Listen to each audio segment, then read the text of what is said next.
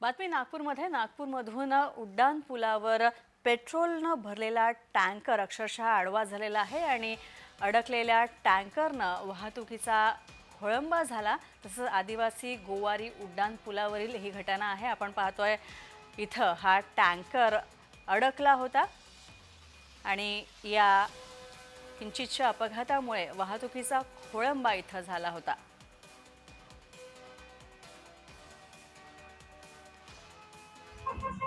नागपुरातील गोवारी उड्डाणपूल येथे 23,000 पेट्रोल पंप असलेला टँकर आहे, तो या ठिकाणी अडकलेला आहे। जड वाहतुकीकरिता प्रतिबंध असलेला हा जागा आहे, मात्र या ठिकाणी या 23,000 पेट्रोल टँकरने एकंदरीतच वाहतुकीला खोळंब बसलेला मोठ्या प्रमाणात ही वर्दळ असणारी वाहतूक आहे। मात्र आज ही दुर्घटना टळलेली आहे। या ठिकाणी जर बघितलं असेल तर पोलीस प्रशासनाचे कर्मचारी, त्यासोबतच अग्निशामक दलाचे अधिकारी, महानगरपालिकेचे कर्मचारी सुद्धा या ठिकाणी आहेत आणि युद्ध पातळीवर हे संपूर्ण कार्य जे ते कार्य सुरू आहे। एकंदरीत बघितलं असेल तर या ठिकाणी मोठ्या प्रमाणात वाहतुकीच्या रांगा दिसत आहे। हा जर मार्ग बघितला तर वर्दळीचा मार्ग, या ठिकाणी आंतरराष्ट्रीय विमानतळ असेल, त्यासोबतच सिव्हिल लाईन परिसर असेल, त्यासोबत नागपुरातील विविध भागाला जाणारा रस्ता जोडलाय। मात्र आज दुपारीच्या सुमारास ही घटना घडली आणि त्यामुळे कुठलीही जीवितहानी झाली नाही।